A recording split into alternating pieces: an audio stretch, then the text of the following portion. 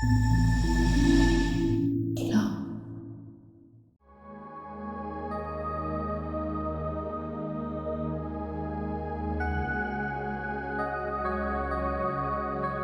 environment we inhabit is a meshwork of culture, upbringing, social dynamics, and personal experiences. It exerts an undeniable influence on our thoughts, behaviors, and aspirations. On your self-improvement journey, you might find yourself in environments that no longer foster your growth. This is to be expected, and whether you're in those environments currently or are expecting to be in the future, constructing a mindset that pushes against conditioned behaviors and beliefs is essential to becoming a person you're proud of in any environment. The environment you're surrounded by profoundly shapes an individual's psyche. Starting from early childhood, societal norms, family attitudes, and cultural expectations subtly sculpt our perspectives and convictions. Psychologist Albert Bandura's social learning theory highlights how imitation molds behaviors, illustrating how we absorb attitudes and actions from our surroundings, forming an internal framework based on these learned patterns. Further, the environment establishes both opportunities and constraints. Our beliefs about our capabilities often stem from our surroundings. Economic circumstances, access to education, and social structures create a landscape where certain paths seem more accessible than others. These factors undeniably present challenges in striving to embody the person one wishes to become, and can be especially difficult when an environment changes unfavorably. However, instead of viewing your new environment with contempt, look at it as a chance to solidify the permanence of a newer version of yourself.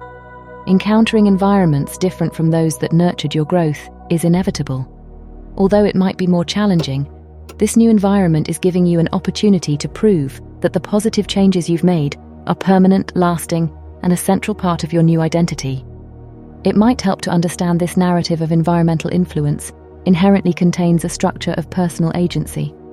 For some, the ability to sculpt our responses to life's challenges is one of humanity's most important attributes. Viktor Frankl, a distinguished psychiatrist and Holocaust survivor, famously wrote in Man's Search for Meaning, "Everything can be taken from a man, but one thing, the last of the human freedoms, to choose one's attitude in any given set of circumstances, to choose one's own way." This profound statement encapsulates the essence of this video and much of this channel, harnessing the power to select one's response to external stimuli. Let's delve further into insights that sculpt a mindset that encourages this adaptability and strength. The pursuit of self-actualization demands a nuanced and balanced approach that acknowledges both the impact of the environment, but also capitalizes on an internal locus of control. It begins with self-awareness, a deliberate introspection to identify the values, ambitions, and principles that define one's identity. However, self-awareness isn't something one can simply sit down and do. It's a lengthy process that involves a constantly fluctuating set of beliefs. Cultivating awareness may assist in this journey. Simply becoming aware of morals that define your desired identity will help remind your mind and center your actions in moments they are in question. Simultaneously, it involves a deliberate effort to shape one's surroundings. While complete control might not be attainable, conscious choices can be made regarding the information consumed, the company kept, and the pursuits engaged in. Becoming conscious of social media usage and overusage is sneakily important to molding the subconscious. One might think of the mind's processes of consuming media as a grand library. The conscious is the discerning librarian, scrutinizing each piece of content provided before admitting it to the library. The subconscious, on the other hand, is the library's storeroom, receiving what it's given without question. This process not only occurs for consumption of media, but for everything you feed your subconscious: beliefs, narratives, and stories about your self-worth included. When the mind is placed into a negative environment, particularly one it's familiar with, the librarian sees books that are already in the system. Trying to move as quickly as possible, these books are sent to the storeroom without first being checked by the librarian, even if they are no longer of use to the library. On the outside, this means an individual might run certain thought patterns, and therefore actions, that they thought they had outgrown.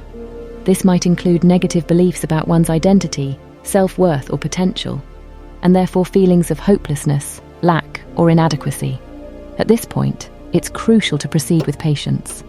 Understand that the librarian is prone to making mistakes, and instead of letting the book stay in the storeroom, place conscious effort on replacing them. If one finds themselves in outdated or unhelpful patterns of thought, it might be helpful to follow the 3 R's: recognize, review, replace. This means recognizing the thoughts as normal. It's expected for these thought patterns to emerge. Review the thought and analyze which parts of it are actually accurate. Most of the time, it isn't much. Finally, replace the thought with a new thought that is in line with positivity and encouragement. Feeling emotions that don't align with your desired identity might trigger shame or guilt. But instead, try to view these moments as opportunities for introspection and personal growth. Even the most level-headed individuals experience settings and thought patterns that provoke negativity. The reason they're level-headed isn't because they don't feel those emotions. It's because of what they do in response. Practice forgiveness. Take breaks from the environment whenever possible, and when the timing feels right, use the 3 R's to evolve and question your perspective. Further, Stoicism offers valuable insights into reshaping one's environment. In Stoicism, apatheia is the mastery of what's within one's control. It is hard to understate the importance of this frame of mind. One of the best mindsets to foster enduring change is to view life's situations as tests, circumstances assembled to see what one is made of. For example, someone who's spent months on managing their temper might find themselves in a hostile work environment. Instead of slowly allowing the environment to get the better of their emotions, as they have in the past, they might look at this situation as a test to see if the changes they had made are truly permanent.